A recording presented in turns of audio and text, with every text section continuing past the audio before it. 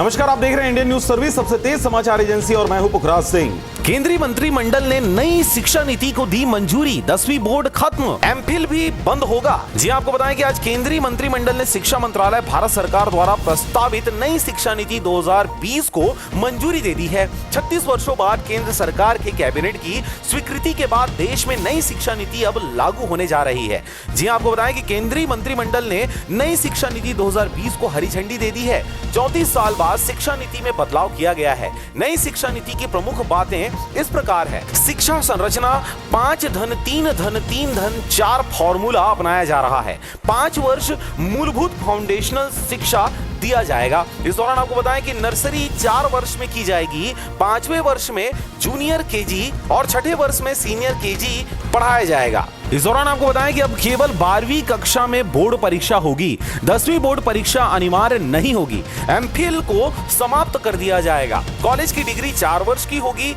अब 5वीं तक की पढ़ाई मातृभाषा, स्थानीय भाषा और राष्ट्रीय भाषा में होगी। अंग्रेजी को सिर्फ एक विषय के रूप में पढ़ाया जाएगा। 9वीं से 12वीं तक सेमेस्टर प्रणाली लागू होगी। कॉलेज की डिग्री अब 3 या 4 साल की होगी।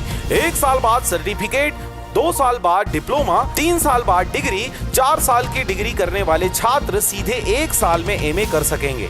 एमए करने वाले छात्र अब सीधे पीएचडी भर सकेंगे। वहीं अगर कोई छात्र एक कोर्स के बीच में दूसरा कोर्स करना चाहता है तो उसे कुछ समय के लिए ब्रेक लेकर ऐसा करने की अनुमति होगी। उच्च शिक्षा में प्रवेश दर GER 2035 तक 50% करने का लक्ष्य रखा गया है। उच्च शिक्षा में कई सुधार किए जाएंगे, जिसमें शैक्षिक, प्रशासनिक और वित्तीय स्वायत्तता शामिल होगी। ई कोर्स क्षेत्रीय भाषाओं में शुरू किए जाएंगे। वर्चुअल लैब विकसित की जाएगी। राष्ट्रीय शैक्षिक तकनीकी मंच यानी NETF की स्थापना भी की जाएगी। देश भर के सरकारी, निजी और डीम्ड संस्थानों के लिए एक समान नियम कानून भी लागू होंगे।